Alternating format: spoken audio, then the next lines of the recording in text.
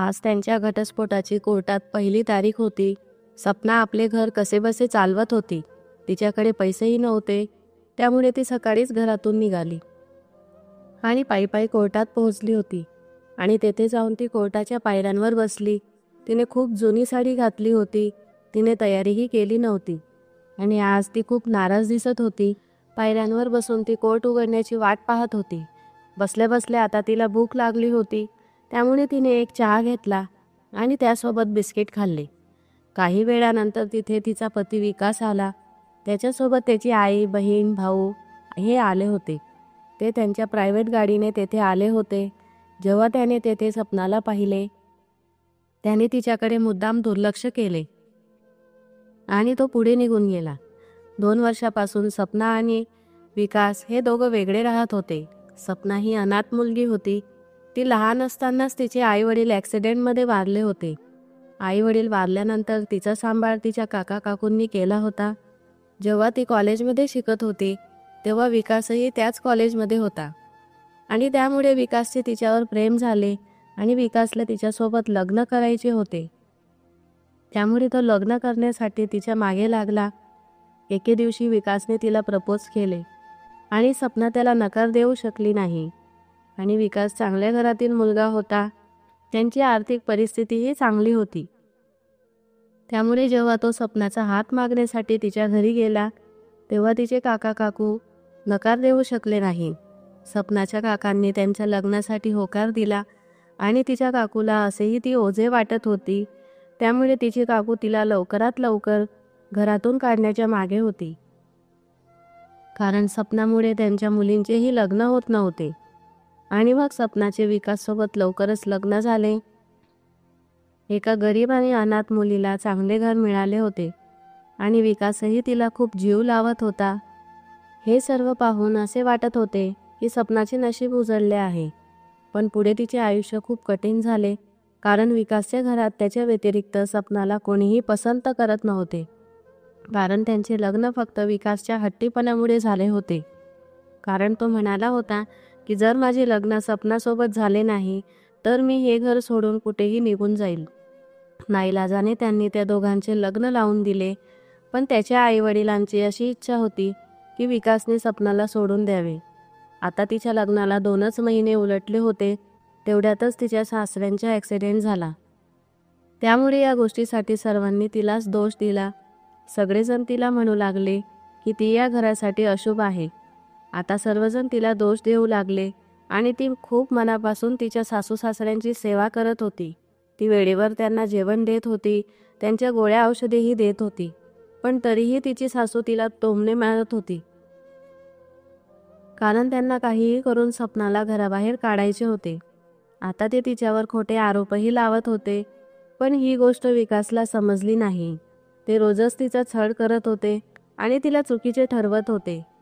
एके दिवशी सपना तिच्या सासऱ्याला औषध देत होती आणि तिच्या सासूने ते औषध बदलून त्या जागी दुसरे औषध ठेवले आणि सपनाने चुकून ते औषध तिच्या सासऱ्याला दिले.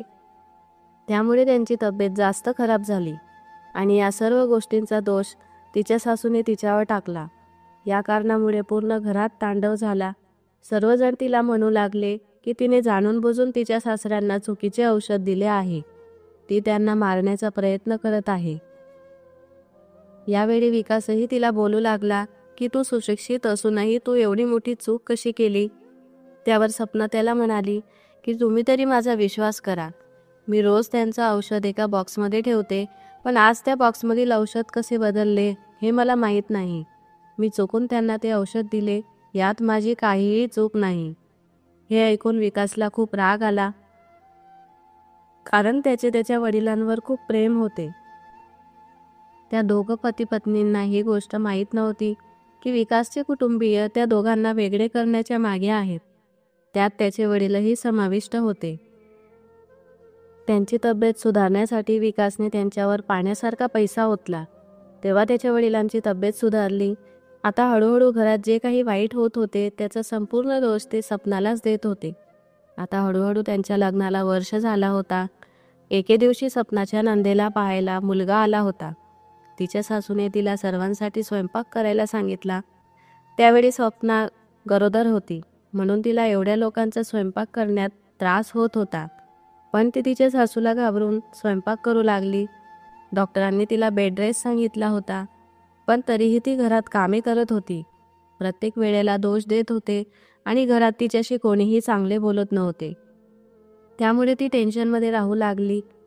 पण ती गरोदर असल्यामुळे आता तिला त्रास होत होता आणि ती कमजोरही झाली होती. त्यामुळे जेव्हा ती स्वयंपाक करायची तेव्हा तिला उलट्या व्हायच्या आणि चक्करही येत असत. पण आज घरात पाहुणे येणार होते, त्यामुळे तिला नाईलाजाने स्वयंपाक करावा लागला. भर उन्हाळ्यात दुपारच्या वेळी ती 20-25 लोकांचा स्वयंपाक एकटी करत होती. त्यामुळे तिची तब्येत खराब झाली आणि ती चक्कर येऊन पोटावर पडली.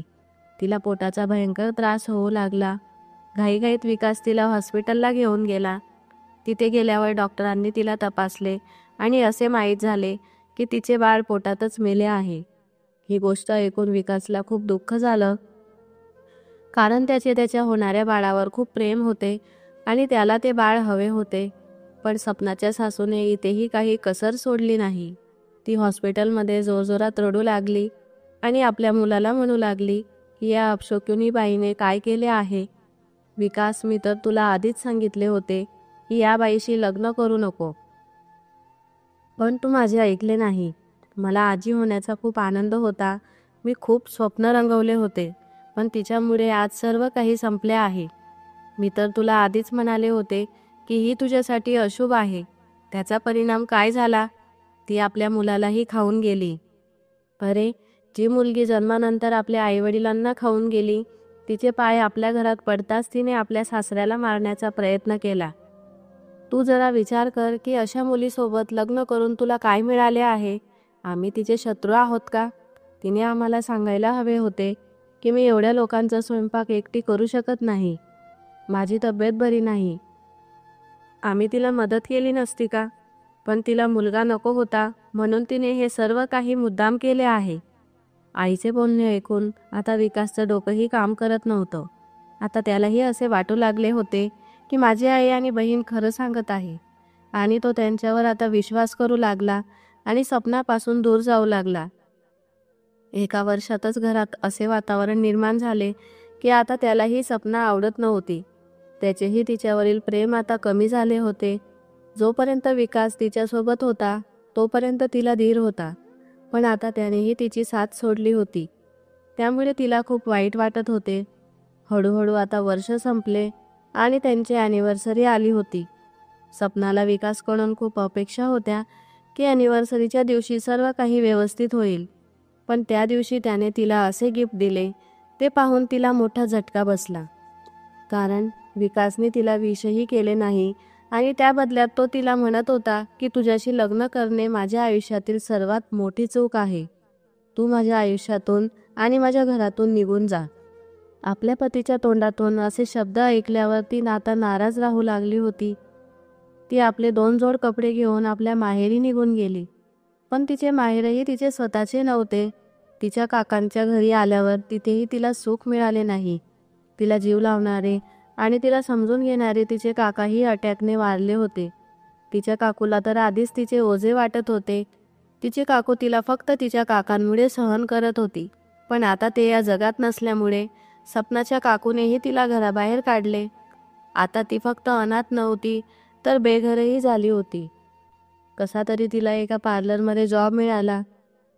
तेथे तिला 7,000 रुपये महिना मिळत होता आणि ती तिथे काम करू लागली. 3,000 तर तिच्या रूमचे घरभाडे होते आणि उरलेल्या पैशांमध्ये ती आपला उदरनिर्वाह करत होती. आणि त्या दरम्यान विकासने तिचा तपासही घेतला नाही. आता विकासचे घर सोडून तिला वर्ष झाला होता आणि त्या दरम्यान तिला एक नोटीस आली. त्यात लिहिले होते की विकासला तिच्याकडून घटस्फोट हवा आहे. ती नोटीस पाहून ती ढसाढसा रडू लागली. आता तिला असे वाटू लागले की ती उजाड होणार आहे. आज केसची पहिली तारीख कोर्टात होती. जेव्हा तिचे नाव पुकारण्यात आले तेव्हा ती कोर्टात गेली. विकास त्याच्या परिवारासह आधीच तेथे येऊन बसला होता. जेव्हा त्यांची सुनावणी चालू झाली तेव्हा विकासच्या वकीलने सपनावर खोटे आरोप लावले. वकील म्हणाला की तिने विकासला फसवले आहे. ती एक चारित्र्यहीन महिला आहे. तिचे दुसऱ्या व्यक्तीसोबत अनैतिक संबंध आहेत. तिच्या सासूने तिला अनेकदा त्या व्यक्तीसोबत पाहिले. तिची सासू म्हणाली की तिने माझ्या मुलाला फसवले आहे आणि त्याच्या आयुष्याचं वाटोळं केलं आहे. विकास एक चांगल्या घराण्यातील मुलगा आहे आणि लोभामुळेच तिने त्याला फसवले आहे. ही गोष्ट तुम्ही तिच्या काकूलाही विचारू शकता जज साहेब. तिची काकूही कोर्टात उपस्थित होती. त्या लोकांनी तिला पैसे देऊन बोलावले होते आणि तिच्या काकूनीही तिच्या विरुद्ध कोर्टात चुकीच्या गोष्टी सांगितल्या आणि त्यामुळे विकासची बाजू भारी झाली आणि बिचारी सपना एकटी पडली होती. जज साहेबांनी सपनाला विचारले की तुझ्याकडून वकील आहे का? तेव्हा तिने नकार दिला. ते तिला म्हणाले की जर तुझ्याकडे वकील नसेल तर आम्ही तुला वकील देऊ शकतो. तेव्हा सपना त्यांना म्हणाली की मला वकील नको आहे. जज साहेब तिला म्हणाले की तुझ्यावर लावलेले आरोप खरे आहेत का? ते तुला मान्य आहेत का? तेव्हा ती म्हणाली की कोणीही आलतू फालतू व्यक्ती माझ्यावर आरोप करेल आणि ते मी स्वतःहून का मान्य करू? मला कोणावरही विश्वास नाही. फक्त एकदा माझ्या पतीला विचारा की त्यांनी माझ्यावर जे आरोप केले आहेत ते सर्व खरे आहेत का? त्यांनी जर या गोष्टीला होकार दिला तर मी सर्व आरोप स्वीकार करेल आणि आताच त्यांना घटस्फोटाच्या कागदावर सही देईल आणि त्यांना माझ्या आयुष्यातून सुटकाही देईल. तेव्हा जज साहेबांनी विकासला प्रश्न विचारला की तुम्ही तुमच्या पत्नीवर केलेले आरोप खरे आहेत का? जर ते खरे असेल तर तुम्ही आत्ताच होकार द्या, कारण एका महिलेच्या इज्जतीचा प्रश्न आहे. त्यावेळी विकास म्हणाला की माझ्या वकिलांनी माझ्या पत्नीवर जे काही आरोप केले आहेत ते सर्व आरोप खोटे आहेत. ती एक पवित्र महिला आहे. माझ्या नजरेत तिच्यापेक्षा पवित्र या जगात दुसरे कोणीही नाही. विकासच्या तोंडातून हे शब्द ऐकून आता कोर्टात चर्चा सुरू झाली आणि हे ऐकून सपनाला आपल्या पतीवर गर्व वाटला, कारण त्याने तिची इज्जत राखली होती. आता विकासचे वकील आणि त्याची आई त्याच्याकडे रागाने पाहू लागले. जज साहेब विकासच्या वकिलांना म्हणाले की मी तुम्हाला सपनावर खोटे आरोप लावण्याच्या आरोपात तुमचे लायसन रद्द करू शकतो. यापुढे तुम्ही ही गोष्ट लक्षात ठेवा. त्यानंतर जज साहेबांनी 1 महिन्याची मुदत घेऊन सभा बरखास्त केली. विकास आणि त्याचे परिवार त्यांच्या घरी परत गेले. त्याची आई त्याला म्हणू लागली की तू स्वतःच तुझी बाजू खराब केली आहे. तुझ्यासाठी मी काय काय स्वप्न पाहिले होते. मी तुझ्यासाठी एक चांगली मुलगी शोधून ठेवली होती. त्या भिकाऱ्या मुलीच्या काकांनी तिच्या लग्नात तिला एक चांगली साडीही दिली नव्हती. 100-200 रुपयाची साडी तर आपण आपल्या कामवाल्यांनाही देत नाही. अशी साडी ती माझ्यासाठी घेऊन आली होती. मी तर ती साडी तिच्या तोंडावर मारून फेकली असती, पण मी तुझ्यामुळे सर्व काही सहन केले. या घरात राहण्याची तिची लायकी नव्हती. तिचे लग्न एका भिकाऱ्याच्या घरात व्हायला हवे होते, पण तुझ्यामुळे ती या घरात आली. आपल्या आईचे बोलणे ऐकून विकास काहीही बोलला नाही. तो शांतपणे तेथून निघून गेला. तो खूप उदास होता आणि सपनाही आपल्या घरी निघून गेली होती. रात्रीचे 9 वाजले होते आणि सपना जेवण करत होती. तिच्याकडे पैसे नव्हते, त्यामुळे तिने भाजी बनवली नव्हती. बाजारातून येताना तिने 10 रुपयाला कांदे आणले आणि कांद्यासोबत ती भाकरी खात होती आणि अचानक तिला दार ठोकण्याचा आवाज आला. जेव्हा तिने दार उघडले तेव्हा तिच्यासमोर विकास उभा होता. त्याला अचानक असे दारात पाहून ती घाबरली होती. ती काहीही बोलली नाही आणि विकास घराच्या आत आला होता. त्याने पाहिले की डब्यात भाकरी होती, पण त्यासोबत खायला भाजी नव्हती आणि तिथे कांदे पडले होते. ती विकासला म्हणाली की तुम्ही काय काम काढले आहे? एवढ्या रात्री तुम्ही इथे कसे आलात? तुम्ही काहीही काळजी करू नका. मी तुम्हाला घटस्फोट देणार आहे आणि त्या बदल्यात मी तुमच्याकडून कोणतीही रक्कम घेणार नाही. तेव्हा विकास हात जोडून तिला म्हणाला की मी तुझ्याकडे माफी मागण्यासाठी आलो आहे. मला हे माहीत नव्हते की माझा वकील तुझ्यावर एवढे घाणेरड्या प्रकारचे आरोप लावणार आहे. सपना त्याला म्हणाली की जर आपल्यात काही नातेच राहिले नाही तर तुम्ही माझ्याकडून माफी का मागत आहात? मी तुम्हाला आजाद केले आहे. मी लहानपणापासूनच दुःखात जगले आहे, पण तुम्ही माझ्यासारख्या गरीब मुलीला प्रेम दिले त्याबद्दल मी तुमचे आभार मानते. तुम्ही मला तुमच्या घरात ठेवले त्याबद्दलही मी तुमची आभारी आहे. तेव्हा विकास तिला म्हणाला की मी तुला एक गोष्ट सांगू का? सपना त्याला म्हणाली काय? तो म्हणाला मला माफ कर. सपना त्याला म्हणाली की कोणत्या गोष्टीसाठी तू माफी मागत आहे? तुझ्यासोबत गैरव्यवहार केला आणि तुझ्यावर अविश्वास दाखवला त्याबद्दल माफी मागत आहे. माझे संपूर्ण कुटुंब तुला घराबाहेर काढण्यामागे लागले होते आणि त्यामुळेच ते तुला त्रास देत होते आणि मीही त्यांच्यावर विश्वास ठेवला, म्हणून मला माफ कर. त्यावर सपना त्याला म्हणाली की ठीक आहे, मी तुला माफ केले आणि यापुढे आता मी कोर्टातही येणार नाही. तू घटस्फोटाचे सर्व कागदपत्र माझ्या घरीच पाठव, मी त्यावर सही करून देईल. विकास तिला पुन्हा म्हणाला की माझी एक शेवटची इच्छा आहे, ती पूर्ण करशील का? ती म्हणाली, कोणती इच्छा? विकास म्हणाला की आज शेवटच्या वेळी मला तुझ्यासोबत जेवण करायचे आहे, मला खाऊ घालशील का? सपना म्हणाली की तू माझ्या गरिबीची मजा उडवत आहे. असेही घटस्फोट झाल्यावर मी तुझ्या घरी येऊ शकत नाही, मग तू असे का बोलत आहे? विकास तिला म्हणाला की अजून आपला घटस्फोट झाला नाही, मला काही वेळ तुझ्यासोबत घालवायचा आहे. तू माझे पहिले आणि शेवटचे प्रेम आहे. सपना त्याला म्हणाली की आता चला, तुम्ही जाऊ शकता. तेव्हा तो तिला म्हणाला की तू माझी शेवटची इच्छाही पूर्ण करू शकत नाही का? तेव्हा ती म्हणाली की ज्या व्यक्तीला चांगल्या आणि वाईटची पारख नाही, त्याच्यासोबत मला एक क्षणही घालवायचा नाही. विकास म्हणाला, मला एक संधी दे, मला माझ्या चुका सुधारायच्या आहेत आणि तुझ्यासोबत आयुष्य घालवायचे आहे, मला माफ कर. तेव्हा सपना त्याला म्हणाली की तू पुन्हा पुन्हा माझ्याकडून माफी का मागत आहेस? लहानपणापासून ते लग्न होईपर्यंत मी कोणाकडूनही प्रेमाची अपेक्षा केली नाही, कारण मी फुटकं नशीब घेऊनच जन्माला आली होती. मग तिने कांदा आणि भाकर आपल्या हातात घेतली आणि त्याला दाखवत ती म्हणाली, हे जेवण तू जे पाहत आहेस ते माझे आवडते जेवण आहे, कारण लहानपणापासून माझ्या काकूनी मला हेच खायला दिले आहे. ती माझ्याकडून सर्व कामे करून घेत आणि माझ्या बहिणीचे उष्टे जेवण मला देत असे. त्यांचे जुने कपडे मी वापरत असे. ती मला दिवसभर काम लावत असे. आता मला हे सर्व सहन करण्याची सवय झाली आहे, कारण ज्यांची आई नसते त्यांच्यासोबत असेच होते. मी तुमच्या घरात 2 वर्षे राहिले आणि त्या दरम्यान माझी सवय बिघडली होती, कारण तुमच्या घरी मला चांगले अन्न खायला मिळाले होते. पण आता पुन्हा मला तीच सवय झाली आहे. आता मला पुन्हा त्या गोष्टींकडे वळायचे नाही, म्हणून तुम्ही येथून निघून जा. मी आता तुमच्यासोबत राहू शकत नाही. तुमची सर्व संपत्ती तुम्हालाच राहू द्या. घटस्फोटानंतरही मला तुमच्याकडून काहीही अपेक्षा नाही. तुम्ही निश्चिंत राहा. विकास तिला म्हणाला की तू माझ्या बाबतीत एवढी कठोर होऊ नको. आता मी कुठेही जाणार नाही, मी इथेच राहणार आहे. आणि समोर पडलेली कांदा भाकर उचलून तो खाऊ लागला, पण एक घासही त्याच्या गळ्याखाली उतरत नव्हता. तो त्याच्या गळ्यात अटकत होता. हे पाहून सपनाला हसू आले आणि तिने त्याला पाण्याचा ग्लास दिला आणि म्हणाली की हे गरिबांचे जेवण आहे, तुमच्यासारख्या मोठ्या लोकांसाठी हे जेवण नाही.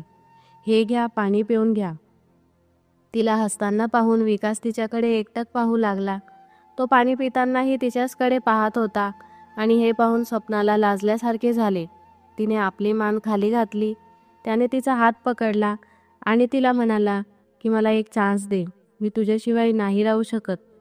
सपना तेव्हा म्हणाली की 2 वर्षापासून माझ्याशिवाय तर राहत आहे. तो म्हणाला, मी तुझ्याशिवाय राहत नव्हतो, फक्त दिवस पास करत होतो. मला तुझी खूप आठवण येत होती.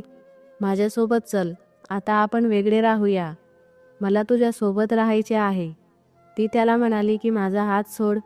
विकास म्हणाला की मी सोडणार नाही. तेव्हा सपनाने त्याला मिठी मारली आणि ती जोरजोरात रडू लागली. त्यानेही तिला घट्ट मिठी मारली आणि तोही रडू लागला आणि म्हणाला की मला माफ कर. विकास तिला म्हणाला की तू निघून आल्यानंतर एके दिवशी मी माझ्या आईवडिलांचे व बहिणीचे बोलणे ऐकले होते. ते गप्पा करत होते की बरे झाले सपना येथून निघून गेली आणि आई म्हणत होती की ते औषध मीच बदलले होते. ते मला खूप वाईट वाटले की मी तुझ्यावर आरोप केले. मला माफ कर. तेव्हा सपना त्याला म्हणाली की आता बस झाले, मी तुला माफ केले आहे. आता दोघेही खूप खुश होते. ते आता आनंदाने आपले जीवन जगत होते. विकास आता त्याच्या कुटुंबापासून वेगळा झाला होता. तर मित्रांनो, तुम्हाला आमची कथा कशी वाटली हे नक्की कळवा. चॅनलवर नवीन असाल तर चॅनलला लाईक आणि सबस्क्राईब करायला विसरू नका. आणि हो, तुम्हाला विकासबद्दल आणि या कथेबद्दल काय वाटते ते कमेंट करून नक्की कळवा. धन्यवाद.